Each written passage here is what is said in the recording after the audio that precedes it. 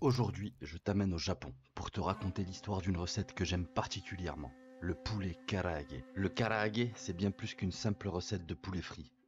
C'est un petit bout de culture japonaise, croustillant à l'extérieur, juteux à l'intérieur, et toujours plein de saveurs. Chaque région, chaque famille a sa propre version.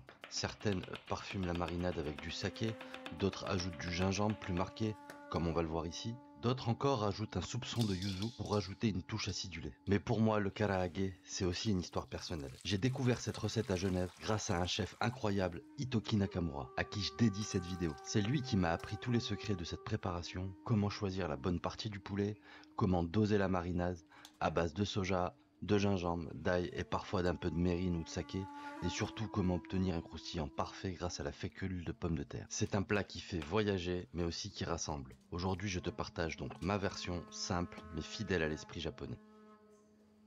On commence par l'ail et le gingembre. Émincer finement, l'objectif ici c'est de trouver un bon équilibre entre ces deux saveurs. On rajoute notre sauce soja et un peu de mérine dans mon cas. Ensuite, place à la découpe. J'ai choisi un poulet entier pour que vous puissiez voir comment je découpe toutes les parties. Je les découpe en morceaux petits, assez réguliers, et j'ai préféré garder la peau. Je trouve que ça ajoute un croustillant et une saveur que j'aime beaucoup. Ensuite, on plonge notre poulet dans notre marinade et on le laisse mariner pendant une demi-journée.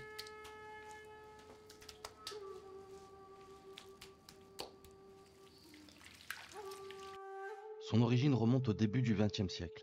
À cette époque, le Japon s'ouvre à de nouvelles influences, notamment chinoises, et adopte des techniques de friture venues d'ailleurs. Petit à petit, le karaage devient un incontournable de la cuisine familiale japonaise, mais aussi des izakaya, ces bars conviviaux où l'on vient grignoter autour d'un verre. Petite anecdote, dans la préfecture de Oita au Japon, le karaage est une véritable institution. Après la Seconde Guerre mondiale, beaucoup d'éleveurs de poulets s'y installèrent, grâce à un climat favorable et à la demande croissante de viande blanche. Résultat, la région se spécialise dans le karaage, au point d'organiser chaque année le Karaage Grand Prix, un concours où des centaines de restaurants s'affrontent pour élire le meilleur karaage du pays. Si toi aussi tu souhaites nous partager ta recette du poulet karaage, n'hésite pas à le dire en commentaire ou simplement pour donner de la force. Maintenant, passe à la cuisson. Je vais d'abord tremper mon poulet dans les œufs et ensuite dans un mix de 50% de farine et 50% de fécule de pommes de terre. Ça fait partie des secrets pour que le poulet soit bien croustillant. Puis, direction l'huile bien chaude pour une cuisson rapide jusqu'à ce que le karaage prenne une belle couleur dorée. N'hésitez pas non plus à liker et à partager cette vidéo et à vous abonner évidemment.